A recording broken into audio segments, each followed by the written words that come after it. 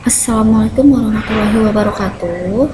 Perkenalkan, nama Ibu Ranti Puspasari SPD.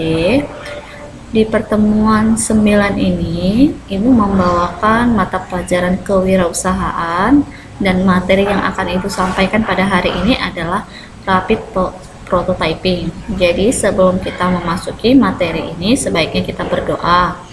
Berdoa menurut agama dan kepercayaan kita masing-masing. Berdoa dimulai. Berdoa selesai.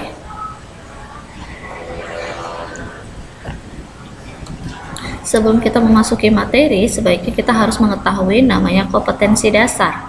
Kompetensi dasar yang pertama adalah menganalisis proses produk pembuatan prototipe, produk barang atau jasa.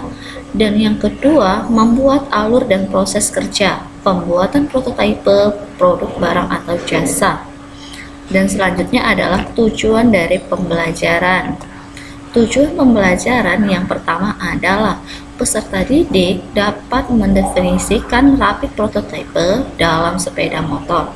Dan yang kedua, peserta didik dapat mengklasifikasikan prototyping atau yang biasa disebut dengan RP berdasarkan jenis material. Kita masuk ke dalam rapid prototyping. Jadi sebelum kita memasuki untuk selanjutnya, kita harus tahu rapid prototyping. Rapid prototyping ini salah satu cara membuat prototype adalah rapid prototyping. Rapid prototyping ini yang disebut dengan RP dapat didefinisikan sebagai metode-metode bagian suatu produk atau part ataupun rakitan produk atau yang disebut assembling. Secara cepat dengan menggunakan cara computer aided design yang biasanya disebut CAD, 3 dimensi. Rapid prototyping ini yang disebut dengan RP termasuk kelompok teknologi manufaktur secara modern yang digunakan untuk menghasilkan prototipe 3 dimensi. Jadi kalau kita membuat suatu produk itu harus memiliki namanya prototypingnya. Jadi jenisnya, desainnya itu bisa menggunakan 3 dimensi, 2 dimensi. Kalau kita mau lebih bagus itu menggunakan 3 dimensi, menggunakan sistem komputer yang disebut computer aided design, DESIC. Oke. Selanjutnya adalah keuntungan dari rapid prototyping. Keuntungan yang pertama adalah bisa membentuk geometri 3 dimensi yang dirumit dan kompleks. Dan yang kedua, bekerja secara otomatis berdasarkan modeling yang disebut CAD. Dan yang ketiga, dalam proses fabrikasi menggunakan mesin secara umum dan tidak membutuhkan alat khusus. Dan yang keempat, campur tangan manusia sangat minimum dalam suatu proses pengerjaan. Dan yang kelima, menghasilkan prototyping yang akurat dan waktu yang singkat serta biaya yang murah. Sekarang kita masuk ke dalam liquid based techniques. Oke, yang pertama adalah stereolithography atau yang disebut SLA. Di sini adalah teknik rapid prototyping yang disebut dengan RP yang menggunakan lapisan demi lapisan manufaktur berdasarkan photopolymerization. Jadi di sini itu adalah tekniknya, cara pembuatan dari suatu prototyping. Jadi kita harus tahu bentuk dan ukuran dari pembuatan desain menggunakan prototyping.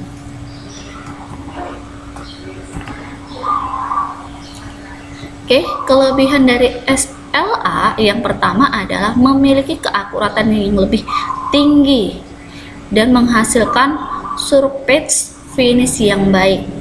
Dan yang kedua, produk yang menghasilkan adalah transparan. Dia udah transparan, tidak akan tergugah lagi, sudah cantik sedemikian mungkin. Jadi jernih dan dapat menarik kepada konsumen. Dan yang ketiga, proses pengerjaannya tuh full secara otomatis, tidak menggunakan sistem dari sketsa lagi, tapi sudah menggunakan sistem komputer.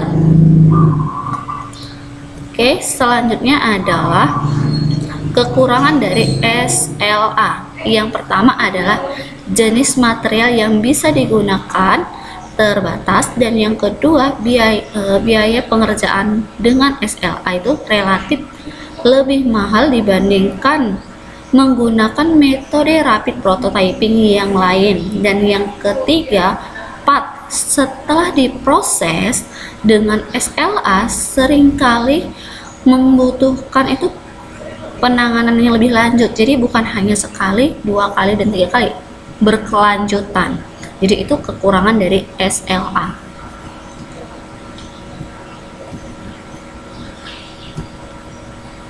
Kita masuk ke dalam holography interference solidification. Apa sih itu? Oke, holography interference solidification adalah memproyeksikan image dari sebuah model pada tangki cairan fotosensitif. Jadi kemudian itu memandat menjadi bentuk 3 dimensi secara sekaligus dan dibuat titik demi titik ataupun sedikit demi sedikit. Jadi itu holografinya itu, interferensinya, solidificationnya itu harus seimbang, tidak boleh salah. Jadi harus sama, nggak boleh salah dalam memodifikasi suatu produk, menggambarkannya sesuai dengan produknya. Oke, yang selanjutnya adalah beam interferensi solidification. Nah, di sini adalah proses rapid prototypingnya yang berbasis polymer yang paling bermanfaat. Di sini adalah laser head dan laser head pertama, laser head kedua, current point dan polymer. Nah, di sini memantulkan dia dari yang satu ke yang dua akan dipantulkan. Jadi harus seimbang, harus sama.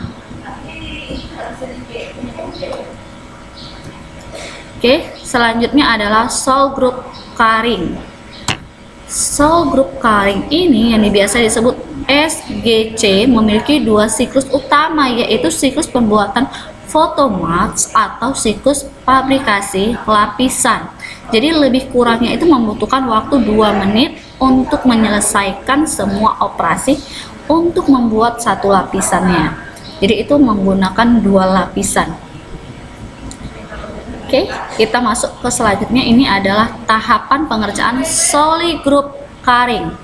Nah, ini yang pertama adalah file CAD dipersiapkan, dan yang kedua lapisan fotosensitifnya, polimernya itu disemprotkan, dan yang kedua photomask disiapkan untuk setiap lapisan menggunakan elektrografi, dan yang ketiga mask plane ditempatkan pada bagian dan alat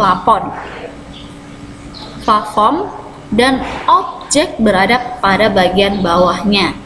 Dan yang keempat, sinar ultraviolet dipancarkan pada lapisan hingga memanjat dengan sempurna. Yang kelima, polimer sisa dihilangkan dengan cara vakum dan diganti dengan wax. Yang selanjutnya, wax itu dikeraskan dengan menggunakan wax cooling plate. Dan yang ketujuh, milling head digunakan untuk memproses fotopolimer menjadi ukuran yang diinginkan dan mempersiapkan lapisan berikutnya. Dan yang ketujuh, yang selanjutnya mask plate disklit yang digunakan kembali pada setiap lapisan. Dan yang terakhir adalah prosesnya dalam diulang saat pengobjekan selesai dibuat. Jadi itu adalah suatu tahap-tahap dari solid group carrying. Oke, ini adalah suatu contoh. Jadi march-up primation ini adalah yang gambar nomor 1, baru photopolymer range application itu adalah yang kedua. Ini akan dimasukkan, baru cahaya dari Unilever ini akan memantulkan, dan aerodynamic wiper max-nya. Yang kelima itulah max application, keenam wax cooling, dan ketujuh adalah millingnya. Ini milling, dan yang ini disebut dengan prototipenya. Jadi sudah ada dalam pembentukan suatu produk. Itu saja yang Ibu sampaikan pada hari ini. Semoga bermanfaat untuk kalian. Sehat-sehat selalu kalian, kerjakan tugas kalian dengan baik sehingga tugas kalian selesai dengan tepat pada waktunya. Sebelum Ibu akhiri, sebaiknya kita berdoa terlebih dahulu. Berdoa menurut agama dan kepercayaan kita masing-masing. Berdoa dimulai. Berdoa selesai. Assalamualaikum warahmatullahi wabarakatuh.